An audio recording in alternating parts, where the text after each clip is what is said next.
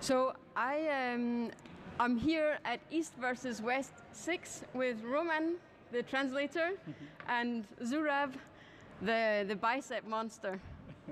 But yes, I had a question for Zurab, and it was about how his experience was pulling John, because apparently it's quite a special experience. ანუ შენი გამოცდილება რომ გაუზიარო ჯონის მატჩთან დაკავშირებით, რომ ჩემთვის ესო განსაკუთრებულიაო ჯონიდან გამომდინარე და გეკითხება რომ მატჩმა აი რა შტაბეჭდილებით დატოვე შენ ეს მატჩი.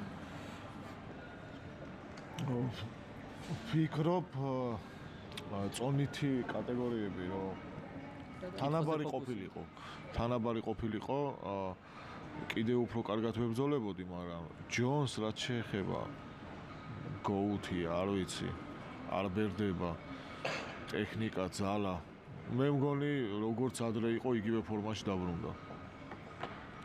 He said that if only there were like closer weight gap, because John was significantly heavier than him, maybe he would have done better than he did. Yeah.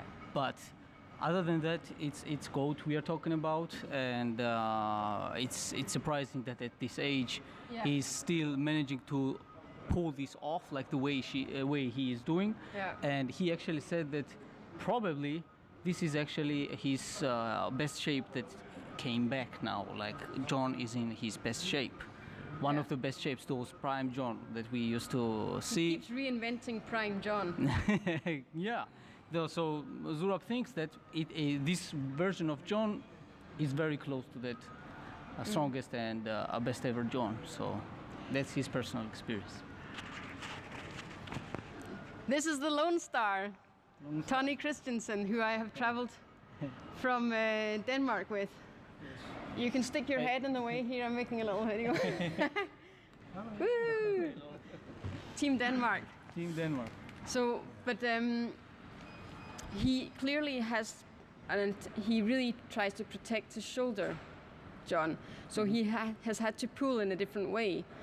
But what has been what did you notice about him that was different maybe to other arm wrestlers?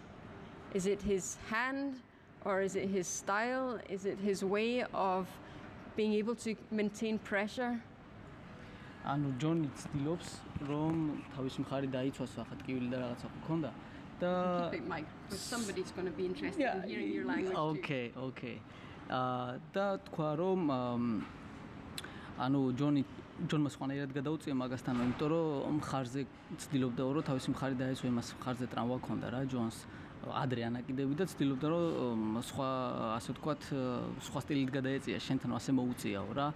და შენი გამოცდილებიდან რო თქვა, რა მიიღეო ასე ვთქვათ ჯონიდან ისეთი რაც სხვა კლავჭიდელებთან გადაწევის დროს არ გიგზნია აი სტილისტურად ან რაღაცა ეგეთი. ჯონისგან რა წამოვიდა? ჯონის ტრავმას რაც შეეხება, ჯერ უთხარი რომ ტრავმა ვისაც კი დაინახავს დღეს დარბაზში, აბსოლუტურად ყველას აქვს ტრავმა და მხრის ტრავმას რაც შეეხება, 14 წელია მაქვს მხარზე ტრავმა, რომელიც ხელს მიშლის მე ბრძოლაში.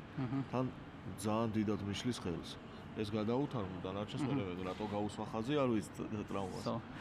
So he started saying by this type of injury that we talked about it. You mentioned about the shoulder that John has to protect it, and I said that because John has had injury, we know that John felt discomfort in shoulder area.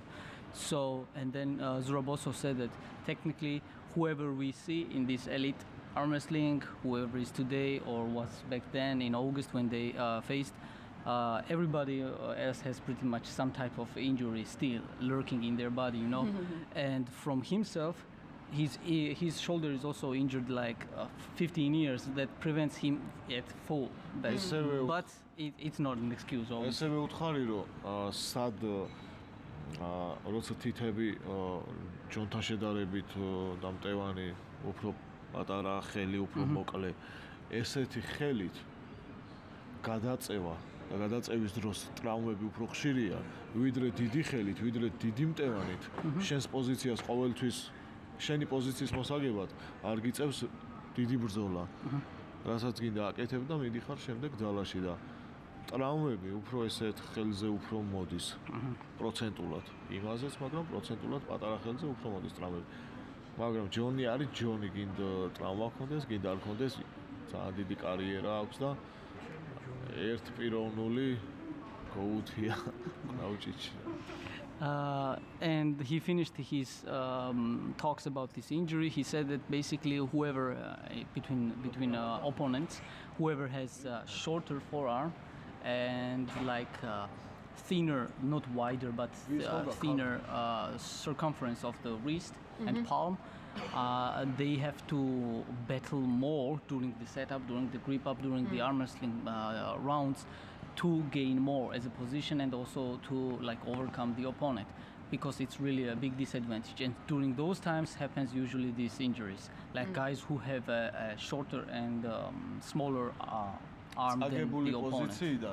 ძირითადად ჩემი გაბარიტების და ჩემი წონის ადამიანთან პოზიციას მოვიგებ, შემიძლია მოვიგო პოზიცია, მაგრამ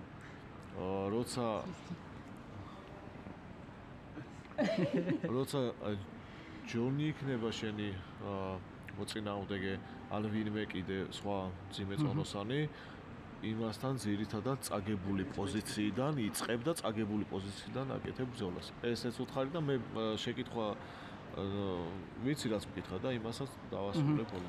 So after I translate this, then he remembers the question and he will finish up the question. So he said that, but John is the GOAT, no matter if he's slightly injured or like fresh, he can always pull something surprising for you. So, and he can always overcome by his versatility, and that's why he's clearly a GOAT. And other than that, he also said that if you are the guy like himself and goes against a guy like John, pretty much in this case it's already decided that you have a disadvantage. It's natural. So it's tough for him, but he would recommend everyone to be prepared that there are some disadvantages that need to be overcome, you know. This is his opinion, which is fair. Yeah, That's why I'm asking his opinion. Yes, this is his opinion. რაც შეეხება ჯონთან შეხვედრამ, ის მომცა რომ ჩემ თავში უფრო დამარწმუნა, უფრო ამ შეხვედრის შემდეგ ხვდები რომ უფრო მეტი შემიძლია. არ არის ადვილი, ჯონს თუნდაც 2 რაუნდი მოუგო. მით უმეტეს 2-1 ვიგებდი და მოგების დიდი შანსი მქონდა, მაგრამ 3-2 წავაგე ჯორმა დამსახურებულად მოიგო. მაგრამ აი როგორც თქვი, ჯონთან ესეთ შეხვედრის მერე ვფიქრობ, რომ ნებისმიერთან შემიძლია ბრძოლა 110 კილომდე მაინც, თუნდაც 115-მდე. იქეთ უკვე მძიმე წონებია და ჯერ არ არის ეგ ჩემი კატეგორია. Zurab said that after the match with John, he was feeling that he faced the best in this weight cap, in this weight category, so he was technically ready to face anyone else in this area, but not like heavier than 115 because it's different category for sure. So below 110, 115, below those category, he thought that he could have a chance pretty much against anyone because of the match against John, how strong it felt, how hard it felt for Zurab, and he also remarked one situation he was actually winning 2 against 1, and then John eventually beat him 3-2. And he knows that he was so close to the win, but still, that's the tough. But does he accept that there was a controversial call in the first pin? First pin that he got on John. ასეთი კითხვა მოგთ, ანუ ეგ რო უთხარი 2-1-ზე და რაღაცა თქვა რომ თვითონ თუ ეთანხმება იმას და თუ იზიარებს იმას რომ თლად დანამდვილებით პირველად რო გადაუწე პირველ რაუნდში კითხვის ნიშნები დაისვაო რა, ჩაითვალა თუ არ ეგო და შენ რა აზრი გაქვს მაგასთან დაკავშირებით რა? პირველ რაუნდში როგორც გადაუწიე როცა შემდეგ მეორე რაუნდში 1-1 გახდა, მესამე რაუნდში როგორც გადაუწი, მესამე რაუნდში და პირველ რაუნდში მოგებული ჩემი შეხვედრები ზუსტად იყო ერთი და იგივე. ერთი და იგივე პოზიციაში, იმიტომ რომ როცა ხელს ვახვევდი, ხელის დახვევის დროს შეტევაში ვიყავი მე და ჯონი აქედან გამოდიოდა მაჯაზე და აქედან ვაწვევოდი. ორივე რაუნდი მოვიგე ესე. ანუ თუ მესამე რაუნდში ესე მოვიგე და ეს იყო მოგება, პირველ რაუნდშიც იგივე გავაკეთე. ოღონდ იქ იყო პრეტენზია იდაყვი ხო არ გადავაკეთე და ეგ საჯებმა დააფიქსირა რომ იდაყვი გადაგდებული არ იყო. ამიტომ თავისთავად არის მოგება. და ასევე თუ პირველი რაუნდი ბადებს შეკითხვას რომ იყო თუ არა მოგება, მე შემიძლია განახოთ მეხუთე რაუნდი, სადაც ჯონი ძალიან დიდ ფოლს აკეთებს. მაგრამ ფოლი არ მიცეს. Sagebi. So he said that about this question for the first pin. Technically, all the pins that he got, John, both pins, round first and round third, he pinned John technically same way, same position, and he demonstrated it. But in difference was in the first round, there was some questions about his elbow. Yeah. That's the main question. He says, like, he fully agrees and trusts with the refs that they decided that it was actually first was pin and then elbow came off. Like, he thinks that elbow was not the issue, but if people say that he's still wrong on that one, then he would also mention the last round when John brought his elbow up. Yeah. Yeah, just before. Yeah, see, now see that elbow jump. Yeah. I agree. Yeah. But in East versus West, they have kind of said if he doesn't change the position. I think he then, did actually. But to be honest. But I would say it was more of a concern against Oleg when John turned at the end. There was pressure on when he turned. That could maybe have been a restart. Yeah. But obviously yeah. it's because there's always going to be but questions. we from Engin we know that he doesn't like when matches end up. Nobody likes when matches end up on 4. So he tried to Zurab's elbow did jump find a the little best bit too afterwards. Yes, but then it's a question of who did the first, right? But because of so micro fouls, that's what Engin made this decision so that we still could carry on. Same was Jerry Cadret and Gennady Kukunin. They were elbow fouling everywhere, but then it would have finished only false. So or they would have to be more careful. Yeah. But how did you find Ron Bath? Because that was a war. Ron Bath-ს კითხა, შენი გამოცდილება, მაგრამ მატჩიდან გამომდინარე, რომ აღდათ ომი იყო თქვენ შორისო და There was heart from both of you. და გულიანად იბრძოდი ჭილკიანად ორივე. მაგ შეხვედრაშიც თავიდანვე პირველ ორ რაუნდში იყო რაღაცეები, სადაც ფოლებზე თვალი დახუჭეს და პირველი რაუნდი მე მქონდა მოგებული ფოლებით პინის გარეშე. მაგრამ პირველი რაუნდი რომ მომეგო, მე სხვანაირად განვითარდებოდა მოვლენები, ვფიქრობ შეიძლებოდა 3-0 ან 3-1 მომეგო და ხანმოკლე მატჩი გამოვიდოდა, მაგრამ როგორც მოხდა პირველი წავაგე, მეორე წავაგე და შემდეგ როგორც დასრულდა, ეს იყო საუკეთესო ვარიანტი ხალხისთვის, მაყურებლისთვის და ესე უფრო კარგი შოუ გამოვიდა. ანუ შენ ფიქრობ, რომ ეგ კარგი შოუ იმიტომ გამოვიდა, რომ ფოულებზე დიდად არ ჩაიციკნენ, ხო? ან ფოულებით რო არ დაგამთავრებინეს. ნუ ამ შემთხვევაში გამიმართლა, თორე ეგ კარგი არ არის, იმიტომ რომ მე 2 თრონს ვაგებ და შეიძლება საერთოდ წამეგო. უბრალოდ ისე მოხდა, რომ მოვიგე. და ამ შემთხვევაში კარგია, მაგრამ რომ წამეგო უკვე. And about Ron, he answered the question coming from this topic that we had previously, like micro fouls, you know. So he said that during a Ron Beth match, obviously it was a war, but he underlined the reason why it was the war, several rounds, the refs did not also pay very strictly attention. About some micro fouls. They let the match evolve and go on. Even though he first round won completely on fouls without pinning Ron, still afterwards refs were pretty more like less strict to these micro fouls. Which I think is good actually. Then I thought the same. I told him. So what he said was that more liberal type of approach to those rules have led us to have such a war between him and Ron.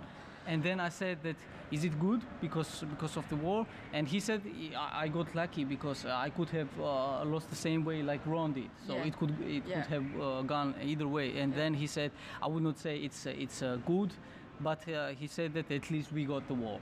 And that's also I think benefit. Devin called it the match of the, I don't know, decade. He was very enthusiastic anyway.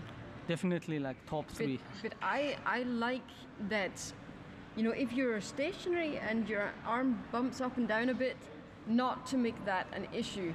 But if you are in momentum moving towards the pan and your arm lifts, then it's a foul. If your arm goes off the pad, maybe that should even have been foul for Gennady and what's his name, Jerry Katarek. Jerry, but the thing is, when you say like those jumps, say it's like a micro foul, they should carry on. Whenever they are moving, then it's like a gaining position, right? Yeah. But what if they do this and then start the move while elbow is still up, but it happens really fast? Well, then that's what the refs are there for. Exactly. So such a false has been there in East versus West to me, but still that we have this rule set gives us the show that we enjoy that much. So just gonna check it's still running. Yep. It is. And I've been thinking about running fouls because there's a tendency to call the smaller fouls, like in Monster Factory, the smaller ones became running fouls, which I think it's the worst punishment is a running foul. And if you're going to have running fouls, it should really only happen when you have gained an advantage at most, or that you've come out of a sticky situation, especially that one. If you have lifted your elbow like Dmitry Kachan did against John in order to get out of a sticky situation, if a running foul should be used, it should be in a situation like that where you're like, no way, Jose, you're going down. You have to get yourself. When you are losing and you're trying to get yourself out of this. And Oleg against John, then it's like, ooh. But I mean, as John said, it can end up getting so confusing with running fouls. More details you go, more confusing it comes, and more problematic. So I can see how maybe just a restart and then next foul you're out for that round. But so I think. So who are you pulling today? And what are your expectations? Cameron Curtis from Canada. Pork chop. With nickname Pork Chop. არის ვაფასებ მოწინააღმდეგეს ძლიერია. მის ვარჯიშებს თვალს ვადევნებდი, ძალიან მძიმე წონებზე ვარჯიშობს.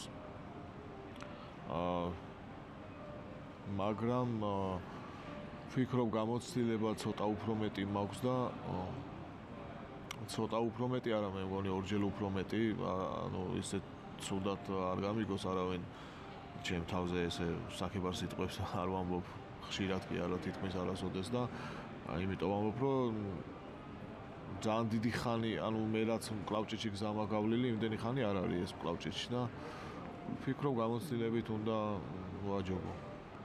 ანუ ძალით ფიქრობ, რომ თითქმის ერთნაირად იქნებით, იმიტომ რომ ძიმე წონები ახსენე. ანუ იცი როგორ არის? ძალა შეიძლება ვიღაცას კონდეს დიდი bench press-ზე რაღაცას აკეთებდეს, მაგალითად powerlifter-ები, strongman-ები არიან, რომ რაღაცეებზე დიდ წონებს წევენ, მაგრამ ხელის გადაწევა აქ სხვა სტატიკური ძალა გჭირდება და შეიძლება ვერ გამოიყვანო ის დიდი ძალა. გამოცდილება თუ არ გაქვს, შეიძლება ვერ გამოიყვანო. He's saying that Cameron Curtis, his opponent, he has following him, like seeing how good he is, how much he trains and stuff. He mentioned that he's quite strong because of all those heavy lifts and stuff. But he thinks he has more experience than him, and that would be the key factor to win against him. And then I asked how about when he mentioned experience. Then I said maybe you say experience because you think that on power level you are the same, and he said not necessarily. It doesn't mean their power is the same. Maybe their power is the same. Maybe someone is stronger than the other. But if you don't have enough experience, you cannot execute the power the way you want to beat the opponent. So that's what he comes from. With this experience comes also that power that you can utilize, right? Yeah. So he thinks that will be a victorious key. I have started doing a little arm wrestling, so it's partly out of curiosity because when I watch arm wrestling, I don't see as much as people who arm wrestle. So I started to go to arm wrestling at Copenhagen Power Pullers. And you realize that just small things. I mean, I arm wrestled a girl about my size. She does a lot of weight training, so she's like majorly strong. But just getting to be the first one to get up on her fingers took her down fast. And there was another war that we had where she got the advantage. Somehow I got it back. And then we were kind of stuck a little bit. And then I just dragged my elbow, and just that little drag of the elbow meant that her arm was extended, and I could she bring lost her down. the position. She lost position, and I'm still major rookie, but I can see how you can beat a stronger person if you have more experience and knowledge about the technicalities of arm wrestling. ხა შენ თქვამს მოაყოლა რომ მეო ჩემი საკუთარი გამოცდილებიდანაც შემიძლია დავეთანხმო რომ ხანდახანო შეიძლება ძლიერი მეთოქე შეგვხვდესო, მაგრამ გამოცდილებითო ერთხელ ერთი მომენტი იყო რომ აი გავჩერდითო მატჩი გაჩერდაო რა და ერთი იდაყვის მოძრაობითო იმასო ხელი გაუხსენიო და ის აი ეს მოძრაობით ანუ გამოცდილებიდან გამომდინარე თქვა რომ დავამარცხო ჩემზე ძლიერი პოზიციაც დავაკარგინე და მოვუგე. Yeah, I translated. Yeah, quite a good grade. Yeah. 35, 34 or something. I can definitely not do 35, man, especially with 2 fingers. 2 fingers, 34. What do you say? 34.